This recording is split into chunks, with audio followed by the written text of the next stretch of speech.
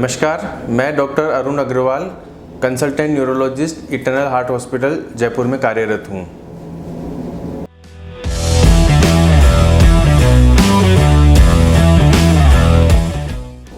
तो जैसा कि हमें पता है कि न्यूरोपैथी के अलग अलग प्रकार होते हैं, उसी के अकॉर्डिंग उसके कारण भी होते हैं। तो सबसे जो कॉमन कॉज है वो मेटाबॉलिक कॉजेज़ होते हैं, जैसे कि डायबिटीज़। तो अनकंट्रोल्ड डायबिटीज़ या बहुत लंबे समय की डायबिटीज़ से ये परेशानी हो सकती है। इसके अलावा कुछ इन्फेक्शंस होते हैं, जैसे लेप्रेसी है, लाइम्स डिजीज है, कुछ वायरल इन्फेक्शन है, हेपेटाइटिस बी और सी है।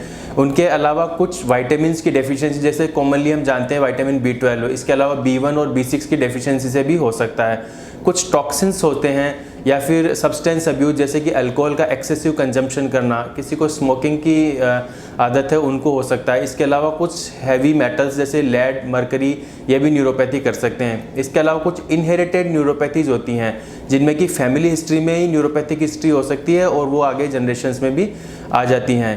इसके अलावा कुछ अदर वेस्कुलाइटिस या ऑटोइम्यून डिसऑर्डर्स होते हैं, और ये न्यूरोपैथी अचानक से भी आ सकती है और धीरे धीरे करते हुए बढ़ सकती है, और कुछ एज के साथ में भी न्यूरोपैथिक चेंजेस देखने को मिल सकते हैं। कुछ केसेस में न्यूरोपैथी का हमें कोई कारण नहीं मिलता है।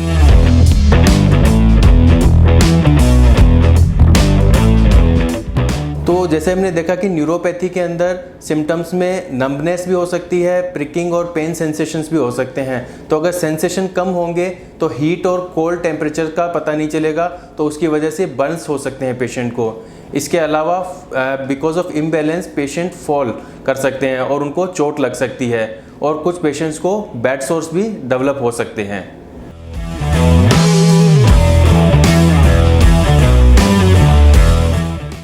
जैसा कि हमने देखा कि बहुत सारे कारण होते हैं न्यूरोपैथी को, तो इसको डायग्नोज करने के लिए हम कई सारे टेस्ट करते हैं, लेकिन उससे पहले हम पेशेंट की क्लिनिकल हिस्ट्री सुनते हैं और पेशेंट का एग्जामिनेशन करते हैं, जिससे कि कई सारे कारणों का हमें अंदाज़ा लग जाता है, और उसके आधार पे जब ज़रूरत होती है तो फिर हम उनके टेस्ट करते हैं। तो उसके अंदर कुछ ब्लड टेस्ट होते हैं, जैसे कि हम विटामिन B12 का टेस्ट कराते हैं कि उसकी डेफिशिएंसी तो नहीं है, कंप्लीट ब्लड काउंट्स करवाते हैं। इसके अलावा एक्चुअल में न्यूरोपैथिक डैमेज है या नहीं है उसका पता लगाने के लिए हम नर्व कंडक्शन स्टडीज़ और EMG का टेस्ट करते हैं, जिससे कि हमें नर्व्स में डैमेज का पता चल जाता है। और उसके आगे भी अगर डायग्नोज नहीं होता है तो हम बायोप्सी के लिए भी जाते हैं, जिसमें नर्व बायोप्सी और स्किन बायोप्सी इंपॉर्टेंट टेस्ट होते हैं। कुछ अदर कॉजेज़ को रूल आउट करने के लिए कई बार हमें इमेजिंग टेस्ट जैसे CT स्कैन या MRI की भी ज़रूरत पड़ती है, और बहुत कॉम्प्लिकेटेड केसेज में कई बार हायर इन्वेस्टिगेशंस की ज़रूरत पड़ती है, जो कि केस टू केस वेरी करती है।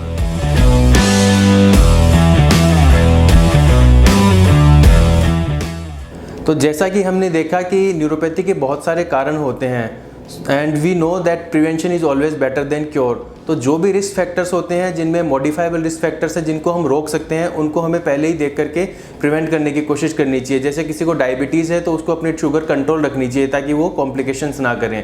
इसके अलावा किसी को अगर विटामिन्स की डेफिशिएंसी ऑलरेडी है तो उनको सप्लीमेंट्स लेने चाहिए या अपनी डाइट को इस तरह मॉडिफाई करना चाहिए कि उनको डेफिशिएंसी नहीं रहे। बट इन सब के बावजूद भी अगर किसी अदर रीजन से पेशेंट को न्यूरोपैथी हो गई है तो फिर हमें ये देखना पड़ेगा कि वो न्यूरोपैथी ट्रीटेबल है या नहीं है। अब जैसे इनहेरिटेड न्यूरोपैथीज होती है, उनका एक डेफिनेटिव क्योरेबल हमारे पास ट्रीटमेंट नहीं है, तो हम उनको खाली फिजियोथेरेपी, ऑक्यूपेशनल थेरेपी के द्वारा मैनेज करते हैं। बट जो ट्रीटेबल कॉजेज़ होते हैं उनमें हम कॉज को आइडेंटिफाई करते हैं, जैसे इन्फेक्शियस है या कार्सिनोमेटस न्यूरोपैथीज़ हैं, डेफिशिएंसीज़ हैं, या किसी टॉक्सिन की वजह से हो रहा है, तो उस कॉज को आइडेंटिफाई करके हम उसको ट्रीट करते हैं। साइमल्टेनियसली जो पेशेंट को सिम्टम्स आ रहे हैं न्यूरोपैथी की वजह से, हम उनको ट्रीट करते हैं।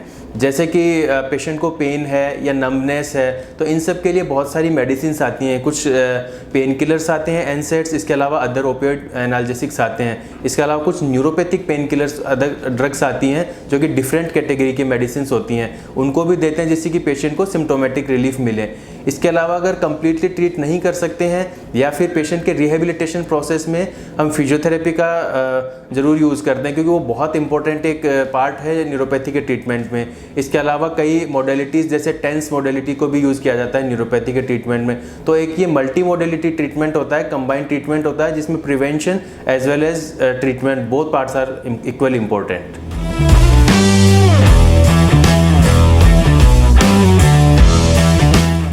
तो अगर आप में से किसी को भी, आपको खुद को या नियर एंड डियर्स को अगर न्यूरोपैथी से रिलेटेड कोई भी इस तरीके के सिम्टम्स आप नज़र आते हैं तो आप तुरंत से तुरंत अपने न्यूरोलॉजिस्ट से या फिजिशियन से संपर्क में आएँ और उनसे उचित सलाह लेकर के इस बीमारी का पता लगाएं और अगर पॉसिबल हो तो उसका ट्रीटमेंट करवाएं।